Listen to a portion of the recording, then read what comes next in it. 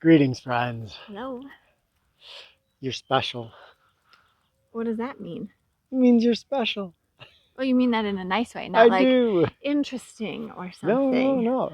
Or you're special, Yes. like we sometimes, you know, Yeah, yeah. say when we don't necessarily mean you are special. Mm-hmm. That's what today's message is about. And we're going to break down some things here about the way our culture usually views humans and their worth and how that gets into our own heads and hearts and often becomes how we view ourselves. So that for a lot of us, sometimes we can have a pretty negative viewpoint of who we are and our self-worth. Wow, that's a lot. Yeah, let's see what happens when we peek at that a little bit. Okay, so where do you want to start? Ooh, you know, I guess with what a lot of us maybe face, I think most of us have probably felt this somewhere along the line.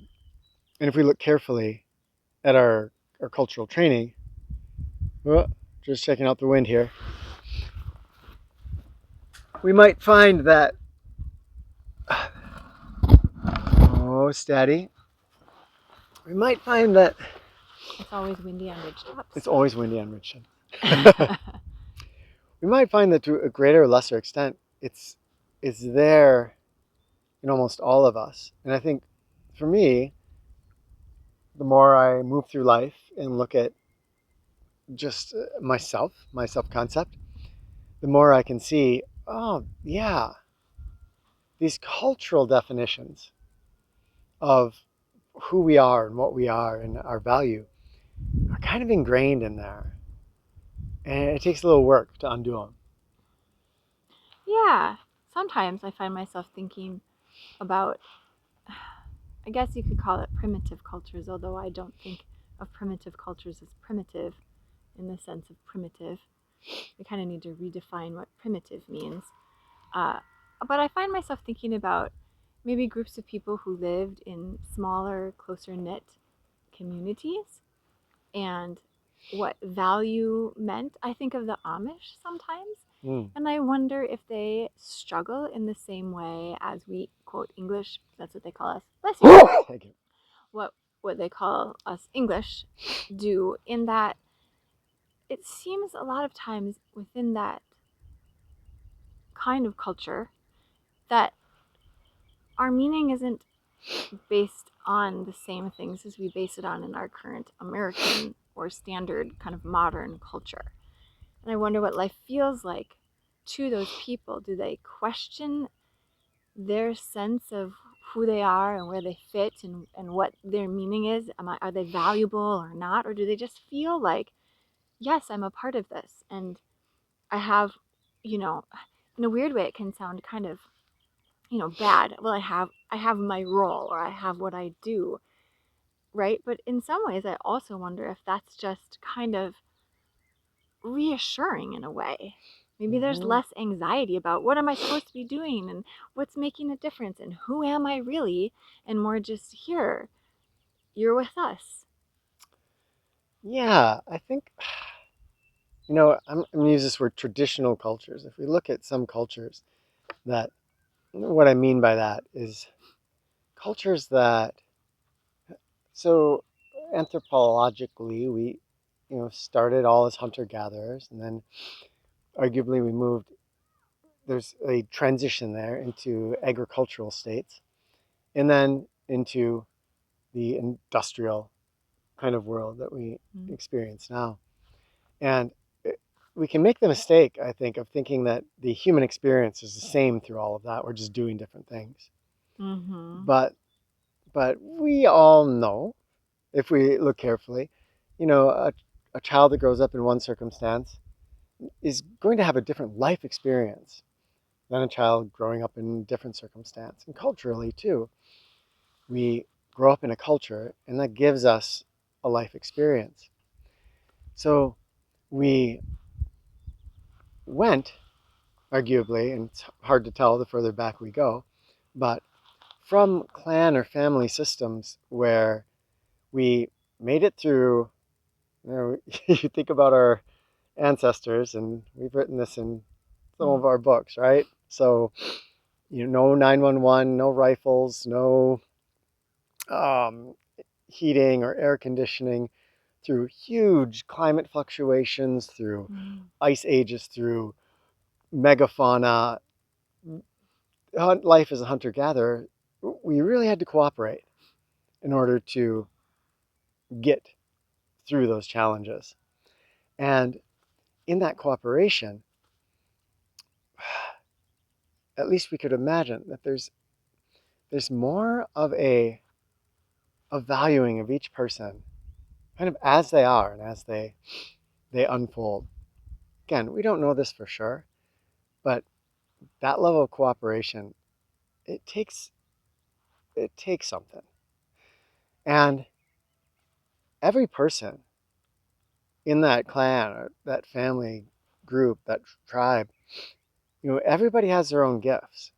Someone might just have more wisdom and they're going to become a shaman or healer. Somebody has a lot of physical strength and that can be used for something. Somebody just has this great memory or this great awareness, and so we went from this kind of so many different blossoming kinds of ways that you could be human.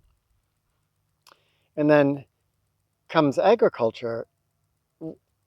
In that system, it's a little bit more streamlined, kind of what we're good for. And then we come into our industrial world. Yeah, it gets really complicated.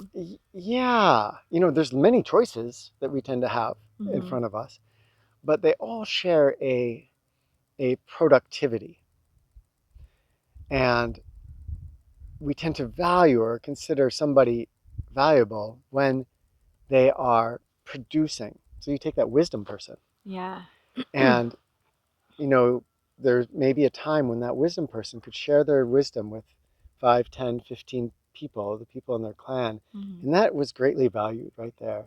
Yeah. Now, if someone's sharing their wisdom with 5, 10, 15 people, they got to write books, have a YouTube channel. Right. Well, how many followers do you have? Come on. You've got to Fit the try to have algorithm. bigger numbers. You can't just touch a couple people around you, or you're Yeah. not doing anything. Yeah, that's really tricky. It really is, because I feel like that's a message that's just kind of we've all grown up with.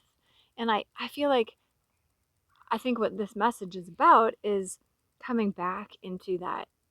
Let's just scale it back and talk about Divine Mother. And let's talk about either the overarching picture, or I guess you could say getting really, really detailed in that. What are the things that really matter? Mm. You know? Yeah.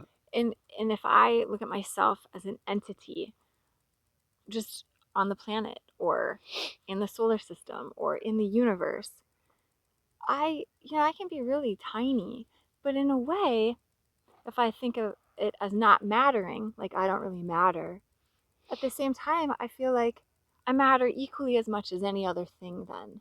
And I'm, beautiful or special simply for the unique entity or arising that I am, in the same way that when we really get down to it and we start to look at snowflakes, each one is this miracle.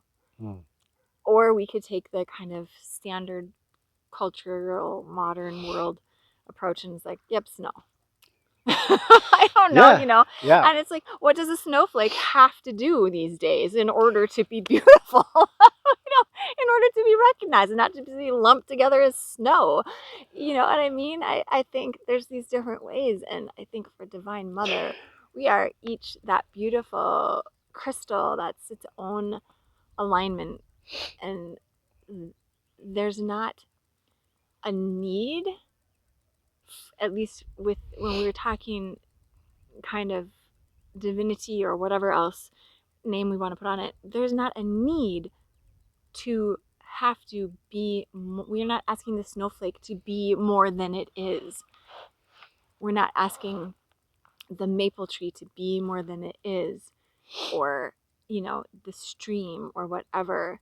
I was reading something recently, I'm trying to remember where, but the gist of it was essentially that it doesn't matter who we are or what we've accomplished or if we've figured everything out or if we have 10 million followers, that nature is still going to blow her beautiful wind sound through the pine needles for you, and she's still going to share the songs of the Mm. birds in the spring with you, whether or not you checked everything off your to-do list, whether or not you are an alcoholic, whether or not you you know made it big. And I just, that's an important thing to remember. Yeah, and even sometimes the the bigger we make it, the more we put our energy into mass productivity, we sometimes don't realize how much energy that takes, mental Oh, energy, so that yeah. you can have people that are running businesses or doing all kinds of great things, but their family maybe is sort of left behind, Yeah. and they're not there present for their family, for their children or their husband or wife. And so, I almost think of this as two worlds.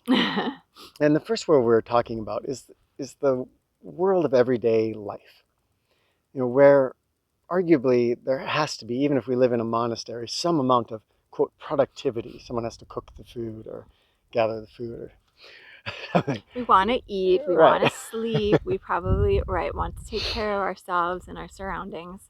So there is that world, and there's nothing wrong with that world. But we can also flip into this spiritual world where we can see that Divine Mother becomes all these things, becomes you, becomes me. That you could think of yourself as, I think earlier I said, maybe, did you say that too already? The universe gazing at itself. No, I didn't say it like Yeah, that. Yeah. you you are sacred and special, just being without any productivity at all. And these two worlds aren't even mutually exclusive. Oddly, I think sometimes we find that the the things that we put so much energy towards in our culture, when we release those things in a weird way, then we often are more able to attend to them. You think Mm-hmm. of, let's say, somebody being a stay-at-home mom and having, you know, diapers and meals and all this stuff that they're trying to fit into a day, and it can feel just overwhelming. When if she's doing that and she's also thinking about like how much she has to fit this stuff into the day, Mm. and if she's in this relationship where she's worried, is her husband going to approve of how much she got done, and all this stuff is this mental weight that Mm-hmm. takes energy from actually doing the things Yeah. that she wanted to accomplish. You could use any example there of anybody trying to do things. If we're using that extra mental energy in self-punishment or in self-doubt, we can really slow ourselves down. So often these two worlds can mesh so that when we really grasp that spiritual truth, it weaves itself in to our daily life and takes away some of the problems or challenges that we were facing in our daily life, even though it seems on the outside that these two ways Yeah. can be opposite. I must produce, and you are worth something no matter Right. what, with It's zero production. it's tricky. It's really tricky. But when we're come into this world, we're not really capable of a whole lot. And yet, I would say most parents find that they love their children. Affiliated. Oh, immeasurably, without count, without any, without them doing a single thing. In fact, there's a lot of requirements. um, Yeah. and I don't know. I think what would happen if we asked ourselves, just for a day or an hour, could I just love myself the way Divine Mother loves me? Could Mm. I love myself the way that I might treasure a snowflake or a blue jay feather or something that I find that it's just fills me up just because it's there. What if I could just go out?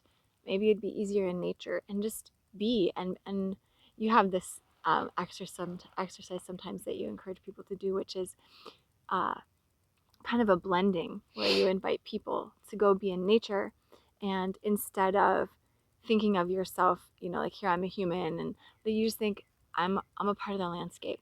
I'm a rock, I'm a tree, I'm a, you don't have to put anything, but that idea of like, I fit here, I belong here. And so what if we went out into nature and we just did a practice where we just sat for a certain length of time and said, I belong here, and this is all I need to be at this moment, and I'm just gonna experience, and I'm not gonna put judgment on myself or others, and I'm gonna just imagine that Divine Mother, I'm gonna feel what that feels like, just to be good enough, right, like this, the way a tree is, the way a blade of grass is, and I'm not gonna ask myself to be anything more than just a part of what is. If we can do that with ourselves, I feel like for most of us, that's maybe the hardest place to Yeah. do it, because a lot of us really feel like we got to do quite a bit, and maybe impossibly large amounts, in order to be valuable or worthwhile. If we can do that with ourselves, then yeah, we can start to do that with others. Nature's such a great place to start, and from there, make it you, and then wow, what if what if you can project onto someone you love that they are invaluable, immeasurably perfect and wonderful just the way they are, without having to do anything. And no, that will not, except maybe some very unusual individuals, will not inspire people to just do nothing. It usually inspires us to blossom more Yeah. into all of our gifts. We all love to give our gifts to the world. We love to make others smile, and if I'm, I draw, to make my art. If I love cooking, to cook and see people eat that food that I've made, and to see them enjoy it. These are all things that are natural to the human being, but are often just smothered under Mm-hmm. these these ideas of value that we have. Because if I really am hard on myself, I may even kind of despise myself and think horrible things about myself, I'm gonna have trouble any of those gifts coming out. Yeah. Well, I think if we can take a moment and experience ourselves just kind of being, here I am, I'm enough, I'm that snowflake, then maybe we also can start to break down some of the uh, maybe incorrect assumptions that we have to be a certain way. And maybe we can start to open doorways of understanding of things that bring us joy, of ways that we actually are, that we've just been suppressing all this time because we thought we had to be, you know, the perfect wife or the perfect mom or the perfect career person or the perfect this or that or the other thing. And so sometimes when we can get into that space of just going, okay, I'm just gonna see that I'm enough, more than enough, and I'm completely loved right now, by Divine Mother. Um, that then we cultivate a place of listening, uh, in a way a stillness, but a kind of a joy of, okay, what calls me? Where might I want to go? What might I want to explore? Because all those choices, none of those choices have to say anything about me, my inherent snowflakeness. Yeah, yeah. Right? And then there's this kind of freedom of, oh, okay, well, gosh. And then maybe we can, like you're saying, unlock or even discover some gifts and skills that feel really good for us to share just naturally. Hmm. Yeah. So you are special. Not in a Yeah. special way, but in a snowflake special kind of way. Yeah. If you run with this idea that, you're special and Divine Mother loves you just the way you are, or you can run with the idea that you are an incarnation of Divine Mother, becoming, again, the universe, kind of looking at itself, interacting with Divine Mother all around you, you can start to feel your specialness. Your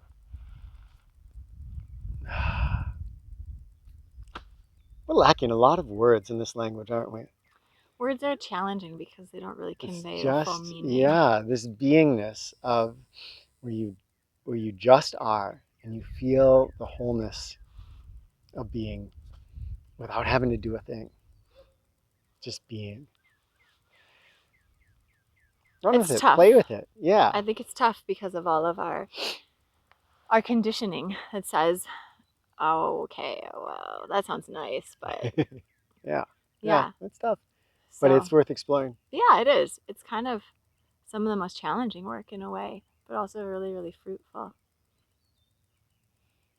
Well, share with us in the comments, and we'll look forward to being with you next week. Mwah.